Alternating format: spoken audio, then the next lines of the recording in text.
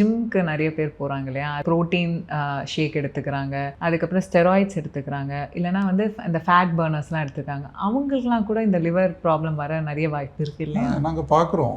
சில இன்ஜெக்ஷன் எடுக்கிறது, மசில் பில்டிங்காக சிலது எடுத்துட்டு அது அவங்களுக்கு அது ஒத்துக்காமல் ஜாண்டிஸோடு பார்க்குறோம்.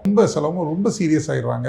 கடைசி சில சமயத்தில் அந்த லிவர் பயாப்சின்லாம் எடுப்போம். லிவர்லேருந்து சின்ன டிஷ்யூ எடுத்தெல்லாம் டெஸ்ட் பண்ணுவோம். அதில் பார்க்குறப்ப அந்த அளவுக்கு செல் லாஸ். சிலவங்களுக்கு அந்த வகையான ஆர்டிஃபிஷியலாக எடுக்கக்கூடிய muscle building some of the product chemical ப்ராடக்ட்னால இன்ஜுரி ஆகி லிவர் செல் லாஸ் ஆகி சீரியஸ் ஆனதுங்கெல்லாம் பார்க்குறோம்.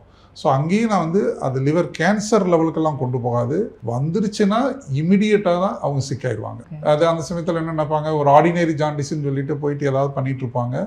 ஒரு ஜாண்டிஸுடைய லெவல் ஒரு லிமிட்டுக்கு மேலே கூட்டிகிட்டு போன பிறகு ரொம்ப சிக்காக இங்கே வருவாங்க. பார்த்தா சிலவங்க என்ன பண்ணுறாங்கன்னா, அந்த ஜாண்டிஸ் வந்தது கூட தெரியாமல் அதை கண்டினியூ பண்ணிகிட்டே இருப்பாங்க. அந்த சிம்டம்ஸ் இல்லை, ஒன்றும் பெருசாக யாரும் சொல்லலை, நம்ம நல்லா தான் இருக்கோம், நம்ம பாடிக்கான தேவையான அந்த இன்ஜெக்ஷனோ அந்த மாதிரி ப்ராடக்ட். ஸோ அப்படி பண்ணுறப்ப அது ரொம்ப சீரியஸ் ஆக்கிடுது. இந்த ஃபேட் லாஸ்க்கு நிறைய இன்ஜெக்ஷன்ஸ்லாம் கூட எடுக்கிறாங்க இல்லையா, அந்த மூஞ்சாரம் இருக்கட்டும். நீங்கள் சொல்கிற அந்த ப்ராடக்ட் இப்போ அவ்வளோ பாப்புலர் ஆயிடுச்சு. ஒரு மெடிசின்ஸ் காமன் பப்ளிக் லெவலில் பாப்புலர் ஆனதுக்கு காரணம் வெயிட் லாஸ் அது தர்றதுனால. ஸோ இது ஒரு நியூ ப்ராடக்ட். இது சக்ஸஸ்ஃபுல்லாக அக்ராஸ் த வேர்ல்டு கொடுத்துட்ருக்காங்க. இதனுடைய லாங் டேர்ம் ஏதாவது சைடு எஃபெக்ட்டு பற்றி ஸ்டடீஸை வச்சு இல்லை, பட் ஆனால் லிட்ரேச்சர்ஸ் எல்லாம் வர தொடங்கியிருக்கு. சில சைடு எஃபெக்ட் வரலாம்னு. இப்போதைக்கு கமெண்ட் பண்ணுறது சயின்டிஃபிக் ரீதியாக சரியாக வராது.